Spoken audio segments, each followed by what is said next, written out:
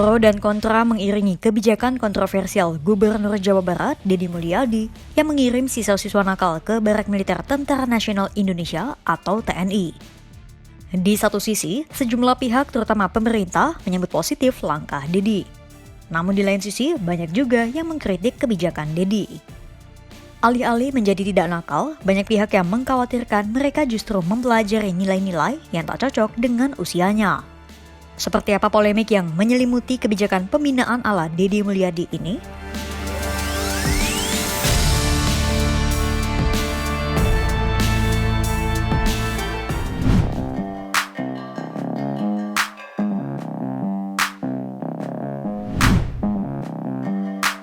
Kebijakan Deddy Mulyadi terkait pengiriman anak nakal ke barak militer tertuang dalam Surat Edaran bernomor 43-PK-03-04-Kesra. Dalam surat edaran itu, terlampir 9 kebijakan pengembangan sektor pendidikan terkhusus di Jawa Barat. Inti dari surat edaran itu, Deddy ingin membentuk karakter peserta didik sejak usia dini hingga pendidikan menengah demi terwujudnya Gapura Pancawaluya.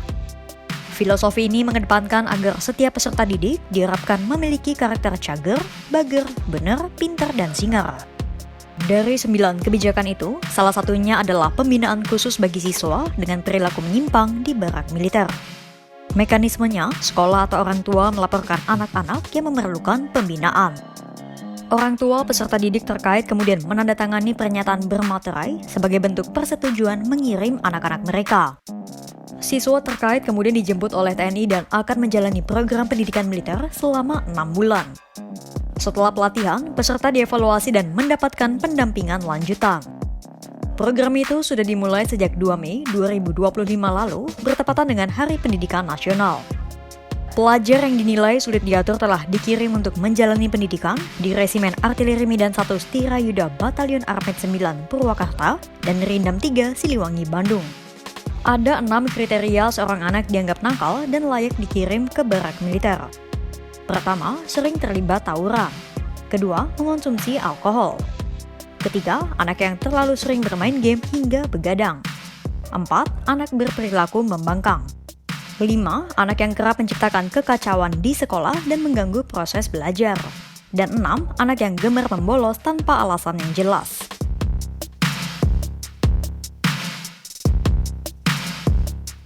Program ini disinyalir bertujuan menumbuhkan kedisiplinan, menguatkan mental dan karakter, menanamkan wawasan kebangsaan, serta pembinaan moral dan etika. Kira-kira seperti apa tanggapan yang muncul dari penerapan kebijakan ini?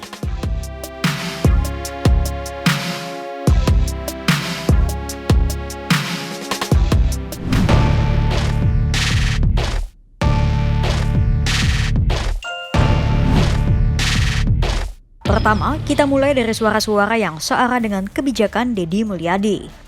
Meski Deddy Mulyadi mengaku banyak orang tua yang mengharapkan anaknya dikirim ke barak militer, namun tak sedikit pihak yang menilai kebijakan ini perlu dikaji ulang. Satu kekhawatiran besar yang muncul adalah adanya pelanggaran atas Undang-Undang Perlindungan Anak. Meski demikian, Menteri HAM Natalius Pigai yang sejatinya menjadi ujung tombak pembela HAM di tanah air menilai kebijakan Deddy tidak melanggar HAM. Singkatnya, Natalius mendukung program buatan Deddy Mulyadi ini. Alasannya, karena pendidikan barak militer ala Deddy itu tidak melibatkan hukuman fisik. Hal itu Natalius sampaikan pada Selasa 6 Mei 2025 di kantor Kementerian HAM. Jadi gini ya, yang terkait dengan kebijakan Gubernur Jawa Barat yang mau bukan mengirimnya, mau mendidik. Mau mendidik anak-anak nakal di barak tentara.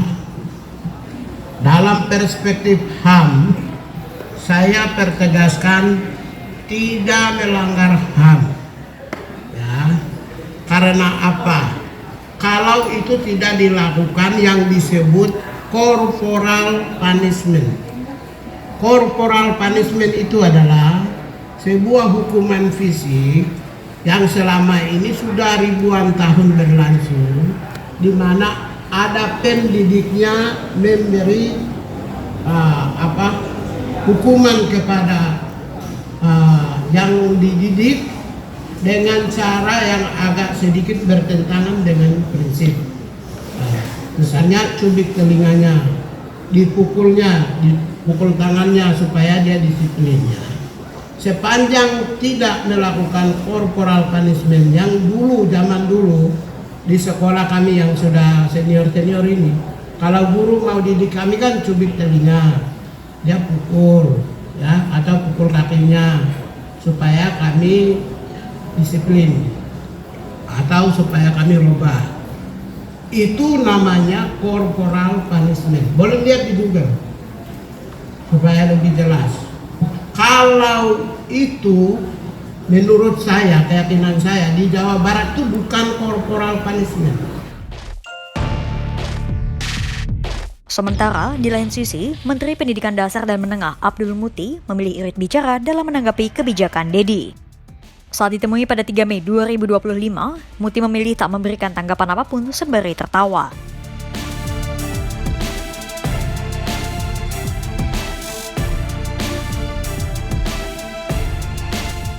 Praktis, kebijakan Dedi disambut baik oleh sejumlah orang tua, TNI Polri, Menteri HAM Natalius Pigai, Mendikdasmen Abdul Muti, dan beberapa pihak lainnya, terutama pemerintah.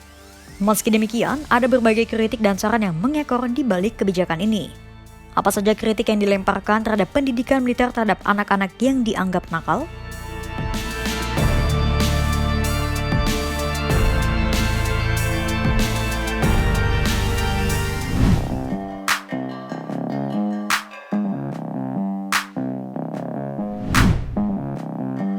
Kritik pertama-tama disampaikan oleh Komisi Hak Asasi Manusia atau Komnas HAM. Ketua Komnas HAM, Adnike Nova Sigiro, menyatakan kebijakan Dedi harus dievaluasi karena edukasi untuk kalangan sipil bukan kewenangan dari lembaga militer.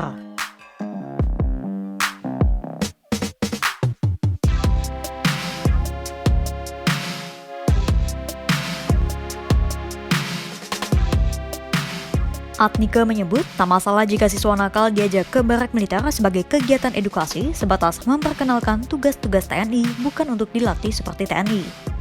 Menurut Adnike, bentuk penghukuman anak nakal yang dibawa ke barak TNI adalah kekeliruan.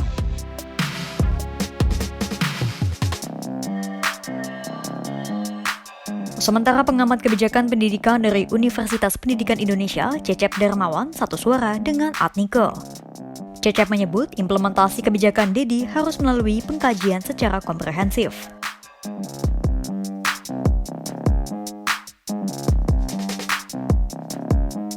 Sementara pengajar kriminologi FISIP UI, Mami Sri Supatmi, justru belak-belakan menyebut kebijakan ini adalah bentuk opresi terhadap anak-anak.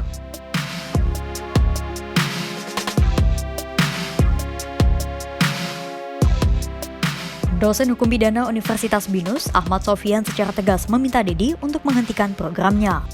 Sofyan menyarankan agar penanganan anak yang dinilai nakal dan melanggar hukum dengan Undang-Undang Sistem Peradilan Pidana Anak.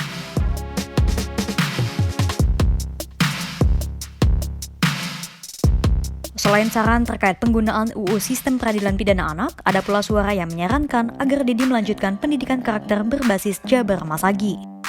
Sebuah program yang bertujuan menumbuhkan karakter rasa, karsa, dan bakti untuk melayani.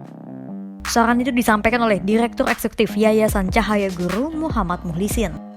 Sementara Mami Sri Supatmi menyarankan agar Pemprov Jabar seharusnya lebih memberikan perhatian serius pada upaya perlindungan anak dari kekerasan seksual dan kekerasan lain, termasuk kemiskinan, perundungan, intoleransi, dan praktik kekerasan lain. Selain itu, Mami menambahkan, pemerintah harus memenuhi secara penuh kualitas pendidikan dengan dukungan fasilitas umum untuk bermain, berekreasi, serta kesempatan belajar yang sesuai dengan minat anak secara gratis. Pengamat pendidikan Inali menyebut, di satu sisi lembaga militer memang memiliki kedisiplinan tinggi yang dianggap tempat yang tepat untuk membangun karakter anak. Namun dengan catatan harus dilakukan dengan cara-cara sipil. Ina menyebut anak-anak bermasalah itu adalah korban dari sistem pendidikan yang terlalu mengagungkan prestasi akademik. Sementara anak-anak yang kurang berprestasi secara akademik tidak memiliki wadah untuk meluapkan minat dan bakatnya. Ina mengusulkan agar pendidikan ala militer itu juga harus diberikan kepada guru-guru dan orang tua murid. Pasalnya, tak sedikit guru dan orang tua yang saling lempar tanggung jawab terkait pendidikan karakter anak.